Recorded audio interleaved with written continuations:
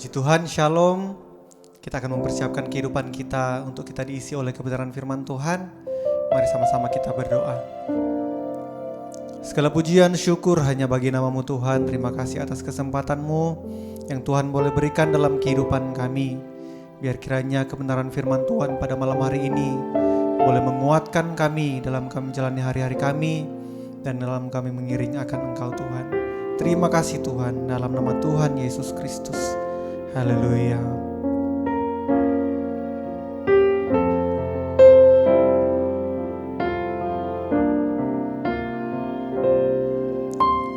Betapa dahsyat Engkau Tuhan, pencipta segala yang ada,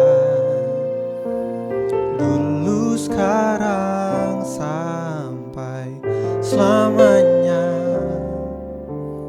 Hanya Engkau Tuhan, tak terselami pikiran-Mu, tak terukur panjang setia-Mu, dulu sekarang sampai selamanya. Hanya Engkau Tuhan, ku sembah Engkau Yesus. Hanya Engkau Allah di hidupku,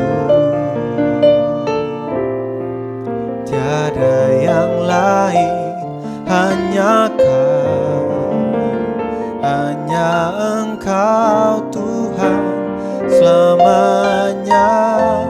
Kau tetap Allah, walau dunia semua bergoncang, tak tergoyahkan, Kau tetap Allah. Sungguh Engkau Allah yang dahsyat bagi kami Tuhan. Betapa dahsyat Engkau Tuhan, pencipta segala yang ada, dulu sekarang sampai selamanya. Hanya Engkau Tuhan, tak terselami pikiran-Mu, tak terukur panjang setia-Mu, dulu sekarang sampai selamanya. Hanya Engkau Tuhan, ku sembah Engkau Yesus. Hanya Engkau Allah di hidupku, tiada yang lain, hanya Kau, hanya Engkau Tuhan selamanya. Kau tetap Allah, walau dunia semua bergoncang, tak tergoyahkan, Kau tetap Allah.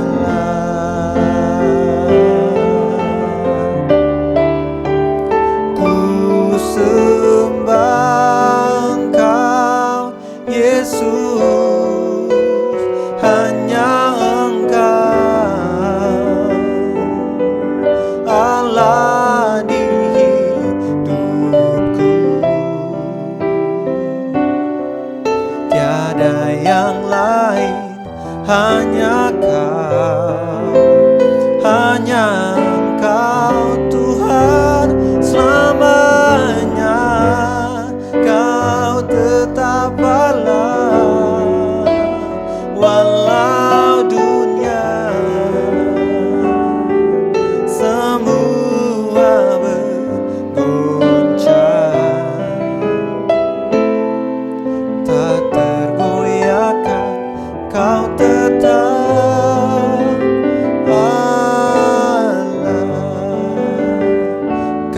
tetap Allah, Kau tetap Allah. Oh,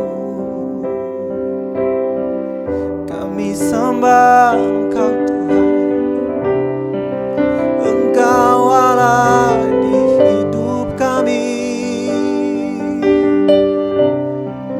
Tiada yang lain, hanya Kau Tuhan Yesus Kristus. Engkau mulia, Engkau agung, Engkau Allah yang layak terima pujian kami. Syukur bagimu Tuhan, terima kasih Yesus.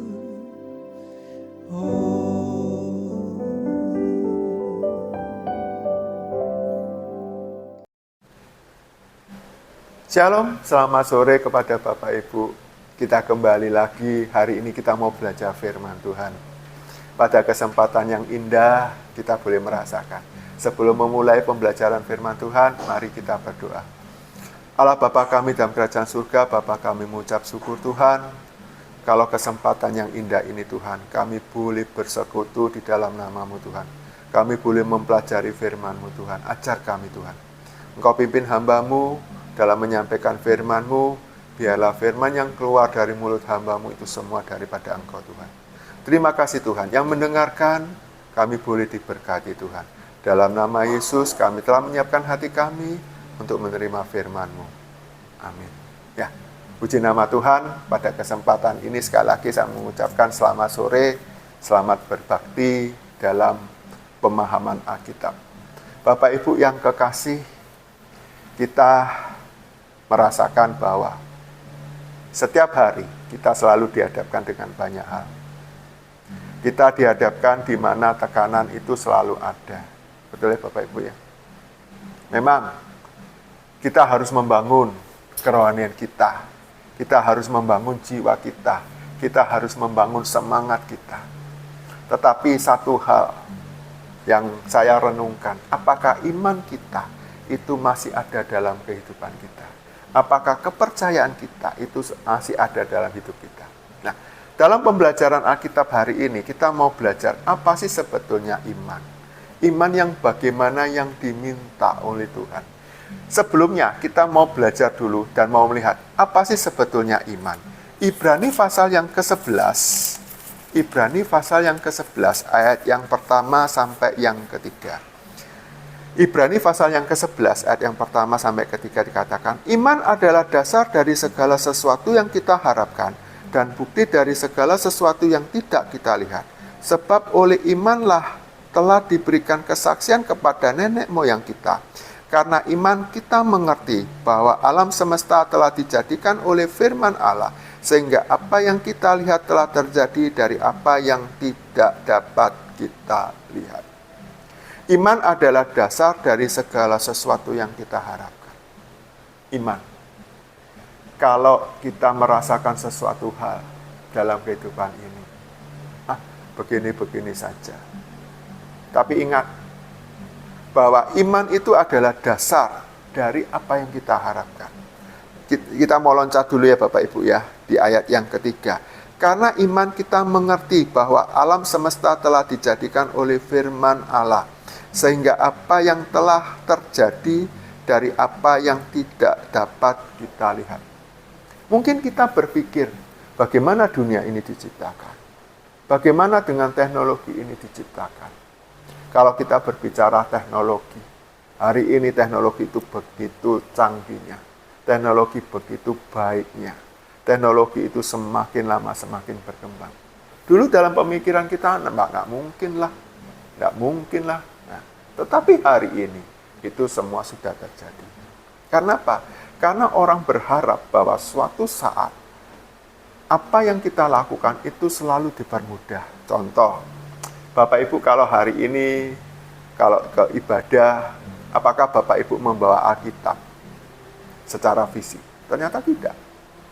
Bawaannya adalah membawa Alkitab secara digital. Telepon kita secara digital. Nah, itu adalah sesuatu hal yang tidak mungkin.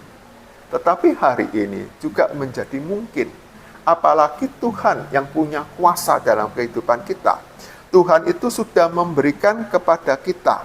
Di ayat yang kedua dikatakan, sebab oleh iman telah diberikan kesaksian kepada nenek moyang kita. Nenek moyang kita siapa? Nah, nenek moyang kita percaya karena sudah tertulis dalam Alkitab. Mulai dari Kejadian sampai dengan Wahyu. Itu merupakan suatu kesaksian dalam kehidupan kita. Supaya apa? Supaya kita menjadi percaya. Supaya kita menjadi sungguh-sungguh kepada kehidupan kita. Supaya kita boleh mengimani apa yang ada. Bapak Ibu pasti setiap hari mungkin mengimani. Tetapi apakah iman itu ada di tengah-tengah kita? Apakah iman itu tumbuh di tengah-tengah kita? Kita mau lihat. Di dalam Matius pasal yang ke-17. Ini pengajaran dari Tuhan Yesus. Matius pasal yang ke-17. Ayat yang ke-20. Matius 17 ayat yang ke-20 dikatakan, ia berkata kepada mereka, karena kamu kurang percaya sebab aku berkata kepadamu, sesungguhnya sekiranya kamu mempunyai iman sebesar biji sesawi saja, kamu dapat berkata kepada gunung ini, pindah dari tempat ini ke sana. Maka gunung ini akan pindah dan tak akan ada yang mustahil bagimu. Memang kata-kata ini agak sukar dipahami. Tetapi kita yakin bahwa ada iman secerca saja. Iman sebiji sesawi saja. Kita bisa mengatakan semua masalah itu dapat teratasi. Nah, dalam pemahaman Alkitab hari ini kita mau belajar apakah iman kita ini tumbuh, apakah iman kita ini stagnan, apakah iman kita ini terus menerus begitu saja. Nah, kalau boleh Bapak Ibu mengamati sekitar kita, saudara-saudara kita, apakah imannya sudah mulai tumbuh? Nah, apa yang harus kita lakukan supaya iman kita bisa tumbuh? Yang pertama adalah kita berdoa dan berserah. Filipi pasal yang keempat, Filipi pasal yang keempat, ayat yang ke-6 sampai yang ke-7.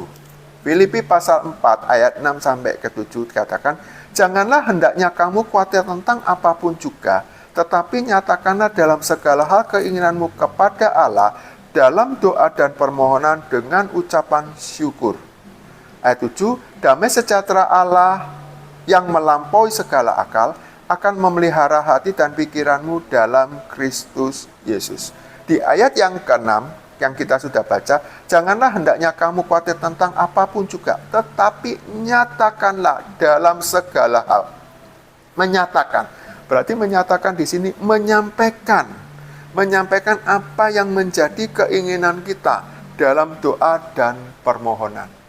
Nah, menyatakan, Pak, saya sudah berdoa, Pak, saya sudah meminta, saya sudah bahkan mungkin sudah doa puasa, doain dan sebagainya. Tetapi apakah kita punya iman? Iman yang sebesar biji sesawi saja dari pengajaran Tuhan Yesus itu dapat memindahkan gunung, memindahkan persoalan. Nah, bagaimana kita?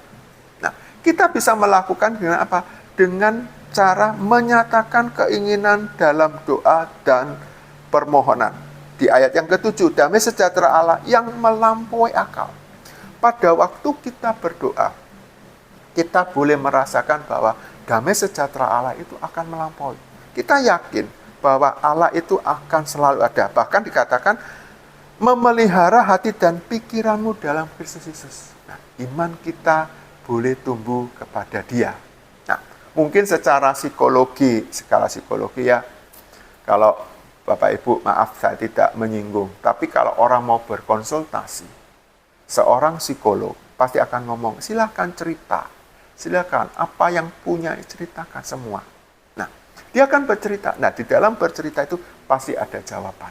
Tetapi kita sebagai orang percaya, bercerita bukan kepada orang, tetapi bercerita kepada Tuhan. Menyatakan. Nah, dengan iman kita ada di dalam hadapan Tuhan. Dengan iman kita menyatakan bahwa Tuhan itu ada dalam kehidupan kita. Yang kedua adalah, kalau kita iman kita mau tumbuh, yang pertama kita adalah menyatakan, yang kedua adalah menjalani proses yang ada dalam kehidupan kita. Menjalani proses. Kita mau lihat di dalam Yakobus pasal yang pertama. Yakobus pasal yang pertama, ayat yang kedua sampai dengan yang keenam. Yakobus pasal yang pertama, ayat yang kedua sampai yang keenam, saya bacakan. Saudara-saudara, anggaplah suatu kebahagiaan apabila kamu jatuh ke dalam berbagai-bagai percobaan. Sebab kamu tahu bahwa ujian terhadap imanmu itu menghasilkan ketekunan. Dan biarlah ketekunan itu memperoleh buah yang matang, supaya kamu menjadi sempurna dan utuh dan tak kekurangan sesuatu pun. Tetapi apabila di antara kamu ada kekurangan hikmat, hendaklah ia memintakannya kepada Allah, yang memberikan kepada semua orang dengan murah hati dan dengan tidak membangkit-bangkitkan, maka hal itu akan diberikan kepadanya. Ayat 6, hendaklah ia memintanya dalam iman, dan sama sekali jangan bimbang, sebab orang yang bimbang sama dengan gelombang laut yang diombang-ambingkan kian kemari oleh angin. Nah, ayat ini memberikan kepada kita untuk kita melakukan prosesnya. Proses di mana dengan iman kita akan jalani semua. Memang kalau kita menjalani, Pak, itu kan berat. Memang berat. Tetapi kalau kita bersama dengan Kristus, satu tambahan ayat ya, di dalam Matius pasal yang ke-11, ayat yang ke-28, 29 dikatakan, ayat 28, 29, marilah kepadaku semua yang letih lesu dan beban berat, aku akan memberikan kelegaan kepadamu, pikulah yang kupasang dan belajarlah kepadaku, karena aku lemah lembut dan rendah hati, dan jiwamu akan mendapatkan ketenangan. Ayat 30, sebab kuk yang kupasang itu enak dan bebanku pun ringan. Nah, Bapak Ibu ingat ayat ini, bahwa kita melakukan ujian, kita melakukan supaya apa? Iman kita ini bertumbuh, supaya iman kita menjadi besar. Mungkin kita setiap hari mungkin ada yang pernah menanam, apakah itu nanam mangga, nanam apapun. Tetapi pada waktu menanam, kan dimulai dari biji atau cangkok, pasti untuk mendapatkan hasil, pasti menunggu waktu. Demikian juga iman kita. Iman kita itu harus tahan uji. Iman kita ini akan menghasilkan ketekunan, dan ketekunan itu akan memberikan buah. Nah, seberapa besar iman kita? Iman, kalau kita lakukan dengan cara yang benar, iman kita ini akan tumbuh. Iman tumbuh asal ada persoalan. Tanpa adanya persoalan, iman kita tidak akan tumbuh. Kenapa? Karena kita selalu berharap kepada Allah. Karena kita selalu memohon setiap doa kita itu dijawab oleh Tuhan dengan iman. Tadi dikatakan bahwa di dalam Matius mengatakan, kalau kita punya iman sebesar biji sesawi saja, kita bisa memindahkan gunung. Nah, dengan iman kita bisa melakukan proses. Yang pertama tadi kita berserah, memanjatkan semua doa. Yang kedua adalah menjalani prosesnya. Yang ketiga adalah kalau kita sudah berdoa, kemudian kita menjalani proses, pasti kita akan yang ketiga adalah berserah. Karena apa? Karena Tuhan itu tahu bagiannya Tuhan, bukan bagian kita. Bagiannya Tuhan adalah bagian supaya Tuhan itu menyertai kita. Tetapi bagian kita untuk kita melakukan apa yang Tuhan sudah berikan kepada itu kita. Filipi pasal yang kedua,